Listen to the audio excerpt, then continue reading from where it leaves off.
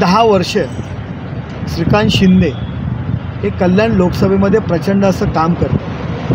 कामाचा डोंगर त्यांनी त्या ठिकाणी उभा केलेला आहे आणि लोकसभेतील खासदारांनी कसं काम करावं याचं मूर्तिमंत उदाहरण म्हणजे डॉक्टर श्रीकांत एकनाथ शिंदे आहेत. लोकांचा प्रचंड असा पाठिंबा आहे त्यांना.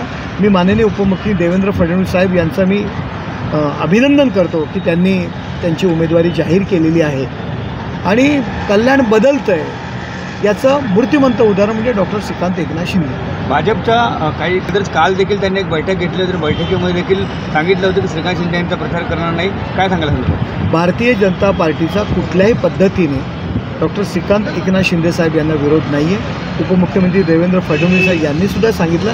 आपणही पाहिलेलं आहे गेल्या महिनाभरापासून मी स्वतः त्याचबरोबर कॅबिनेट मिनिस्टर रवींद्र चव्हाण हे सर्वजण विविध विधानसभेमध्ये श्रीकांत शिंदे यांच्यासाठी एकत्रित महायुतीचे मेळावे सुरू आहेत.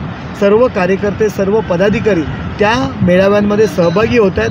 हा जो काल ज्यांनी जो प्रकार केलेला आहे ते गणपत गायकवाड यांची समर्थक लोक आहेत. ते भारतीय जनता पार्टीचा जर आधार घेत असतील तर ते चुकीचं आहे. गणपत गायकवाड यांनी जो पोलीस स्टेशनमध्ये केलेला जो गोळीबार आहे आणि त्याच्यातून त्यांची सुटका व्हावी म्हणून अशा पद्धतीने प्रेशर टॅक्टिक्सचं ते काम करतायत. अशा पद्धतीने विरोध केला तर आमची सुटका होईल असं त्यांना वाटतंय. परंतु त्यांनी जो काही गोळीबार केला तो काही श्रीकांत शिंदे यांच्या सांगण्यावरून केलेला नाही आहे.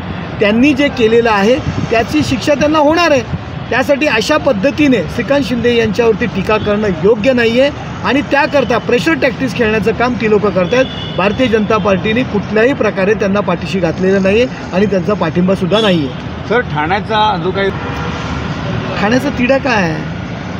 गेले कित्येक वर्ष ही जागा शिवसेनाचा खासदार या ठिकाणी निवडून येतो.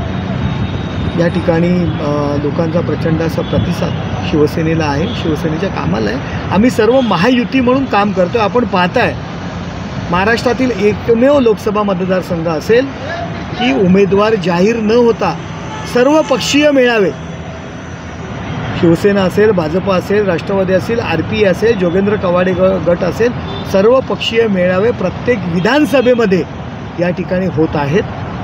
त्यामुळे आम्ही सर्वजण एकत्र आहोत. तिढा वगैरे काही नाही आहे. पक्षाचे प्रमुख नेते लवकरात लवकर निर्णय जाहीर करतील.